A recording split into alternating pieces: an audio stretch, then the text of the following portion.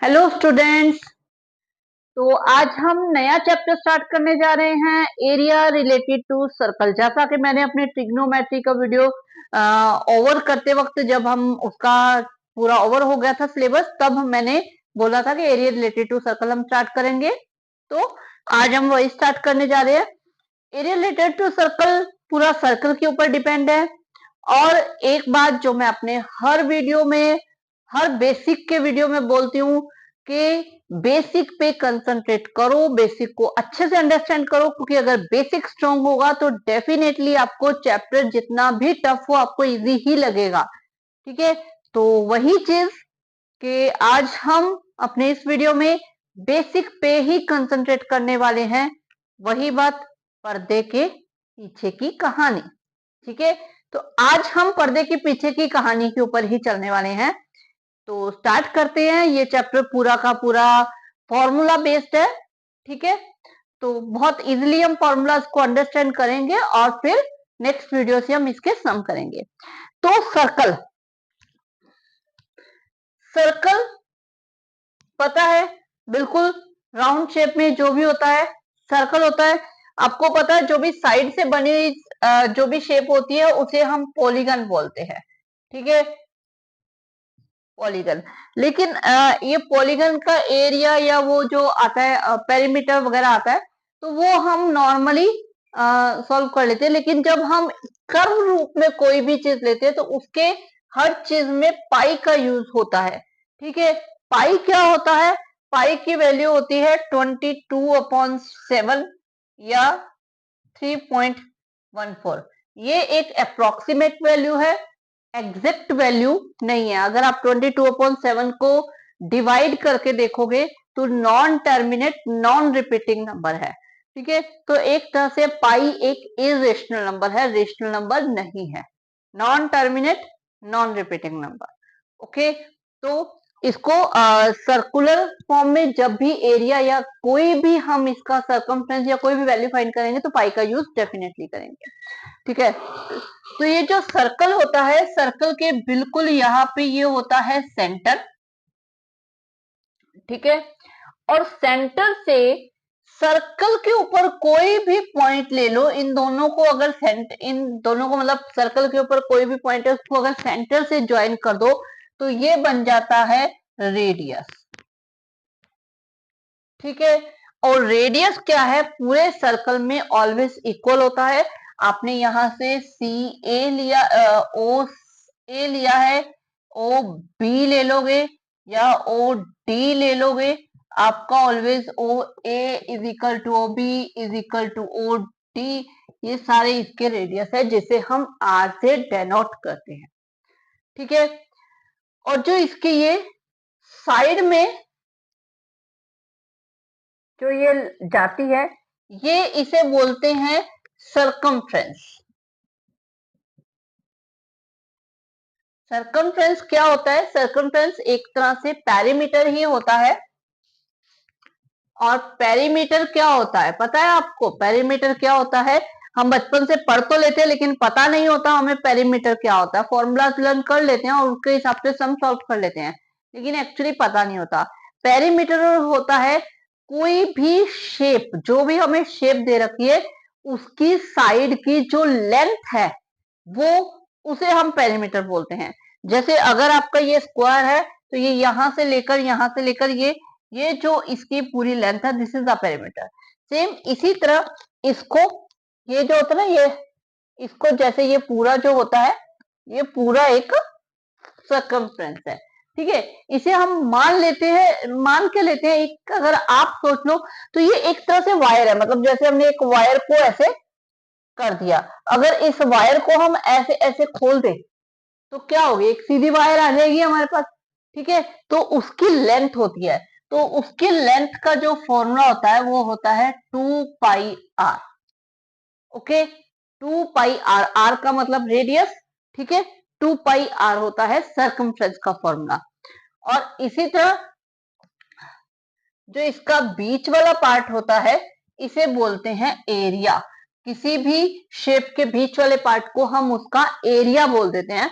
और सर्कल के एरिया का फॉर्मूला होता है पाई आर स्क्वायर। क्लियर? ये तो क्लियर है।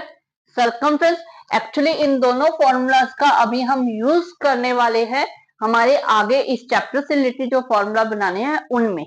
ओके, तो इनको अच्छे से ध्यान रखना कि ये जो है ये है एक तरह से पूरी वायर, जिसे हमने पूरी वायर को हमने खोल दिया तो उसकी लेंथ वो होती है 2 पाई आर, ठीक है, और एरिया होता है पाई आर स्क्वायर।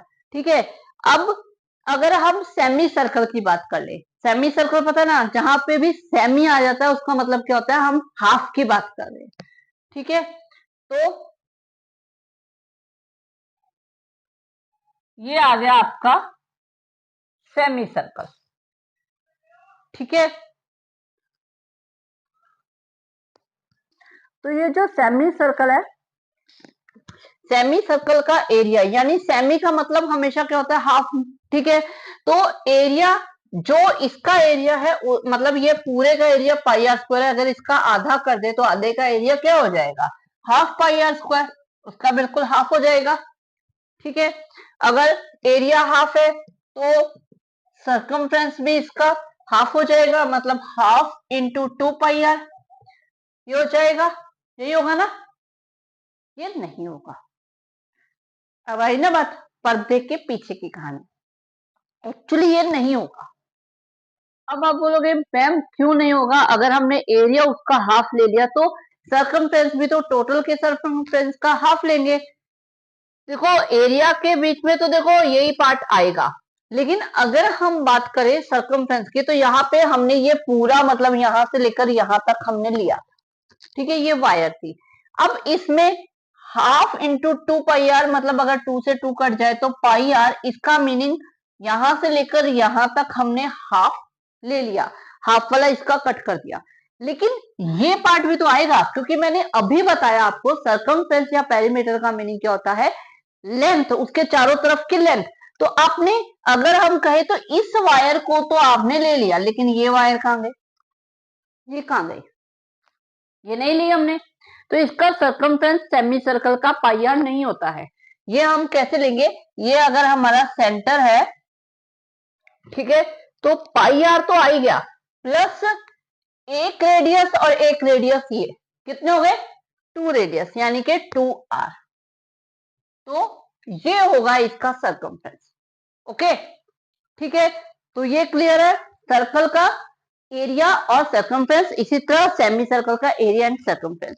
अब जब हम सर्कल की बात करते हैं तो सर्कल के बीच में अभी मैंने बताया कि सेंटर से कोई भी अगर हम लाइन ड्रॉ करते हैं उसे रेडियस बोलते हैं, लेकिन अगर हम सेंटर से किसी पॉइंट को ड्रॉ करते हैं, अगर सर्कल के ऊपर कोई भी दो पॉइंट है उनको अगर ज्वाइन किया जाए तो उसे बोलते हैं कोड।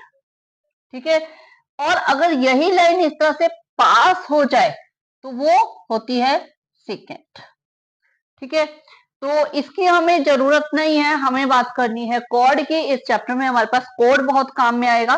ठीक है, तो ये होती है कोड, और यही कोड अगर डायामीटर में से पास हो जाए, देखो सर्कल के ऊपर दो पॉइंट हैं उनको ज्वाइन कर रही है तो इसलिए ये क्या है, कोड। ठीक है, अब ये अगर सेंटर में से पास हो रही है तो इसे बोलते हैं डायामीटर,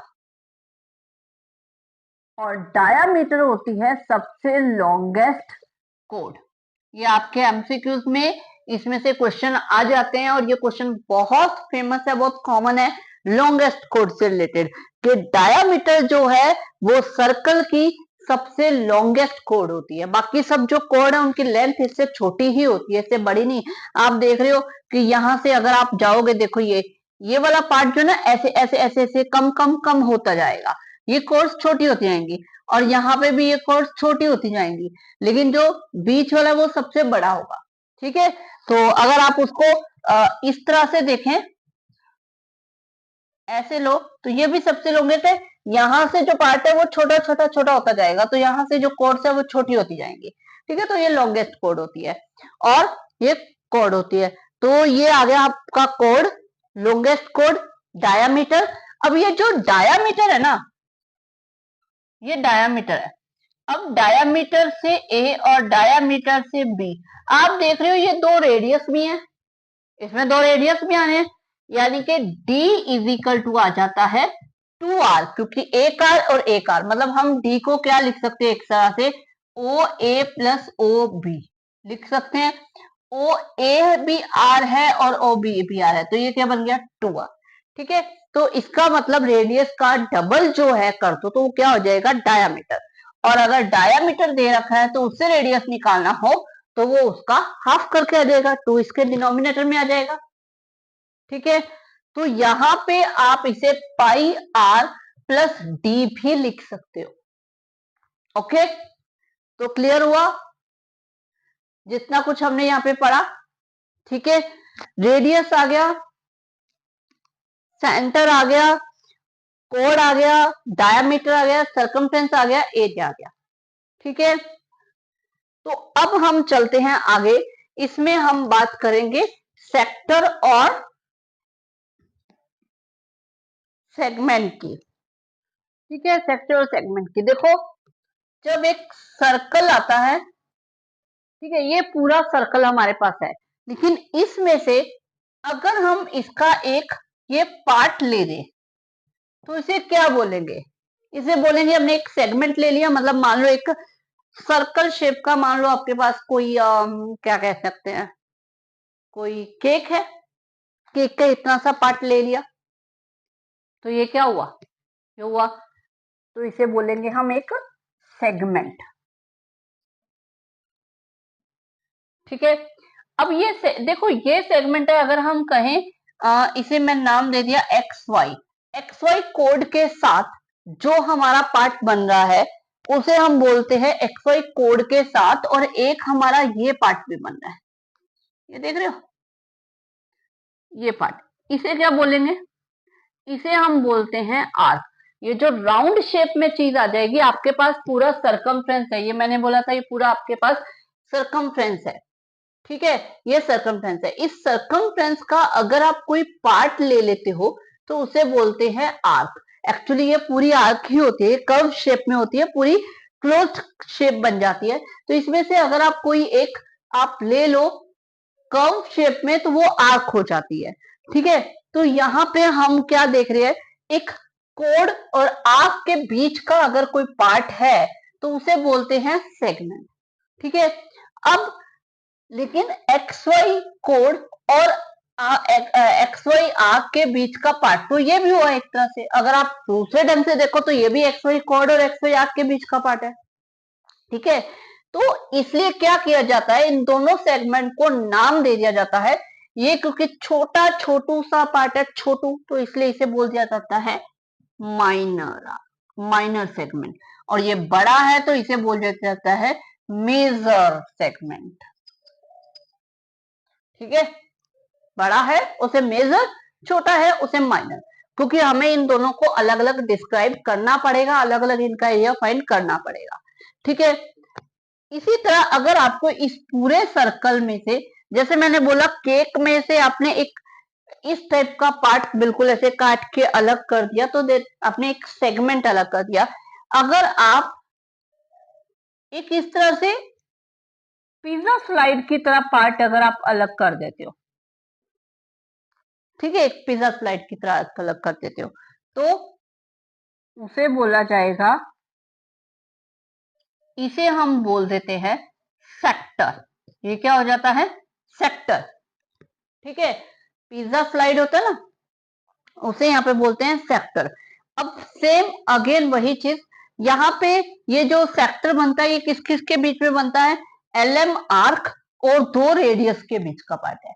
अब इसी तरह एल एम आर्क, तो ये भी तो एल एम आर्क है, ये छोटी वाली है, ये बड़ी वाली है तो एल एम आर्क। ठीक है, और ये ही दोनों रेडियस है, तो इनके बीच का जो ये पार्ट आ जाता है इसे हम बोल देते हैं, वही बड़ा है इसलिए मेजर सेक्टर, और इसे बोल देते हैं माइनर सेक्टर। क्लियर, समझ में आ गया? सेक्टर कौन सा होता है और सेगमेंट कौन सा होता है, क्योंकि इन्हीं दो चीजों के ऊपर ही सारी के पूरा का पूरा चैप्टर है आपका। ठीक है, तो अब हम करते हैं, हमें जो फाइंड करना है एरिया रिलेटेड टू सर्कल, मतलब हमें जो इनका एरिया फाइंड करना है। आपके पास आएगा area of sector and area of segment. अब सेक्टर का एरिया, जब ये एक सेक्टर होता है, आप देख रहे हो ये एक दो उनके बीच में ये एक तरह से एंगल भी बन रहा है, इस एंगल को हम नाम दे देते हैं थीटा। ठीक है, अब जब हम पूरे सर्कल का एरिया लेते हैं तो उसमें जो ये सेंटर होता है, इसके ऊपर, इस सेंटर के ऊपर पूरा 360 डिग्री एंगल घूमता है, 360 डिग्री घूमता है। अगर आप एक कंपास लेते हो, उसे ऐसे करके ऐसे करके ऐसे करके पूरा एंगल बनाते हो तो 360 डिग्री घुमाते हो, तो पूरा 360 डिग्री घूमता है। जब ये 360 डिग्री घूमता है तो इसका एरिया आता है सर्कल का पाई आर स्क्वायर, ये होता है। ठीक है, और अगर ये ओनली 1 डिग्री घूमे तो, अब यहाँ पे हम क्या लगाते हैं, यूनिटेरी मेथड। यूनिटेरी मेथड ऐसे ही होता है, 360 डिग्री इतना तो 1 घूमेगा, तो एरिया कितना होता है, पाई आर स्क्वायर अपॉन 360। ठीक है, 360 होगा। और हमें फाइंड करना है थीटा से रिलेटेड, अगर ये थीटा डिग्री घूमेगा तो कितना होगा, तो pi are square upon 360 into theta. ऐसे ही लगता ना यूनिटेरी मेथड, अगर इतना है तो इतना, 1 है तो इतना, फिर इतना है तो मल्टीप्लाई में आ जाएगा, यही होता है। तो वही हमने यूनिटेरी मेथड लगा दिया। जब 360 डिग्री हमने इसे घुमाया तो इसका एरिया हम लेते हैं पाई आर स्क्वायर। ठीक है, और जब 1 डिग्री घुमाया तो क्या लेंगे, पाई आर स्क्वायर अपॉन आ जाएगा 360, नीचे आ जाएगा। ठीक है, और अगर हम थीटा डिग्री घुमा रहे हैं तो कितना होगा, तो थीटा मल्टीप्लाई में चला जाएगा। ठीक है, तो यही आपका सेक्टर के एरिया का फॉर्मूला है, theta upon 360 into pi are square. ये है आपका सेक्टर। ओके, मतलब जो भी एंगल यहाँ पे वो बना रहा है वो ऊपर आ जाएगा, क्योंकि उतना घूम रहा है। टोटल आपका 360 है, मतलब हम थीटा अपॉन 360, यानी हम पूरे 360 में से सिर्फ थीटा पार्ट ले गए। ठीक है, इसका मीनिंग यही है कि पूरे 360 में से हमने सिर्फ थीटा पार्ट लिया है। ठीक है, इनटू वही, क्योंकि हम एरिया फाइंड कर रहे हैं तो एरिया का फॉर्मूला तो आएगा पाई आर। ठीक है, आप इसे ऐसे भी समझ सकते हो कि हम पूरे 360 में से आउट ऑफ 360 थीटा डिग्री हम यूज कर रहे हैं और एरिया ले रहे हैं, तो सर्कल के एरिया का फॉर्मूला होता है पाई आर स्क्वायर। ठीक है, ये हो गया इसका एरिया का फॉर्मूला। अब अगर कोई आपसे पूछ ले कि इस आर्क की लेंथ पूछ ली जाए, ये जो आर्क आ रही है, इस आर्क की अगर आपसे लेंथ पूछ ली जाए, क्योंकि हमने अभी सर्कमफ्रेंस किया था, ये यहां से हमने पकड़ी और ये पूरी वायर का हमने लेंथ पता कर ली, लेकिन अब आपसे सिर्फ इतनी वायर की लेंथ पूछी जाए तो कैसे करोगे। तो दोबारा मैं फिर यूनिटेरी मेथड हम यहाँ पे लगाएंगे कि देखो, जब 360 डिग्री घूमता है तो 360 डिग्री पूरा हमने 360 डिग्री घुमा दी, यानी कि पूरी ये आ गई, तो इस जो आर्क है इसकी लेंथ क्या होगी, तो इसकी लेंथ हम 2 पाई आर लेते हैं, 2 पाई आर लेते हैं। और अगर सिर्फ 1 डिग्री घुमाए तो 2 पाई आर अपॉन 360, और अगर सिर्फ थीटा डिग्री घूमे तो 2 pi are upon 360 into theta. ठीक है, तो यहां से आपका फॉर्मूला बनता है, किस चीज का फॉर्मूला बनता है, आपका लेंथ ऑफ आर्क। ये भी आपसे पूछा जाता है, लेंथ ऑफ आर्क, इसका एरिया क्या, इसका फॉर्मूला क्या बन जाता है, थीटा अपॉन टी। ठीक है, लेंथ ऑफ आर्क क्या आ जाएगा यहाँ से, theta upon 360 into 2 pi R. ठीक है, ये हो गया। ठीक है, अब इसे हम यहां से ये कट करके इसका आइडेंटिटी हम चेंज भी कर सकते हैं, मतलब थीटा अपॉन 180 पाई आर, हम इस तरह से भी इसे यूज कर सकते हैं। लेकिन एक जो हमें इजी रहता है लर्न करने के लिए, वो सीधा सा ये होता है कि जितना घुमा अपॉन 360, मतलब theta out of 360 into circumference 2 pi R. तो ये लर्न करने में इजी रहता है। बाकी आप इसे ऐसे लिख दो या ऐसे लिख दो, एक ही बात है। ओके, ठीक है। तो एक और चीज है, वो है क्वाड्रेंट। क्या होता है क्वाड्रेंट? क्वाड्रेंट होता है 1/4 पार्ट, जो सर्कल का 1/4 पार्ट। जैसे हमारे पास ये सर्कल है, इस सर्कल को अगर हम, ये सेंटर है, 4 पार्ट्स में बांट दें तो ये क्या बन गए? ये 4 क्वाड्रेंट बन गए। हमने ग्राफ में भी किया था, क्वाड्रेंट्स होते हैं, ठीक है। तो वैसे ही क्वाड्रेंट होते हैं। तो आपके यहाँ पे काफी क्वाड्रेंट्स आएंगे। अब क्वाड्रेंट्स अगर देखा जाए, ये जो पूरा क्वाड्रेंट है, ये एक तरह से सेक्टर है, एक सेक्टर बना रहा है, ठीक है। ये दोनों रेडियस है और ये आर्क है, ये बना रहा है। तो इसे हम, इसके ऊपर भी हम सेक्टर का एरिया लगाते हैं, लेकिन इसमें हमारा एंगल क्या रहेगा? 90 डिग्री। अगर आपको दे रखा है क्वाड्रेंट, तो समझ जाओ कि एंगल क्या हुआ? 90 डिग्री हो गया। थीटा आपके पास 90 डिग्री आ गया, और बाकी आपको वैसे लेके ही उसे सॉल्व करना है। क्लियर? ठीक है। तो नेक्स्ट वीडियो में हम सम स्टार्ट कर देंगे।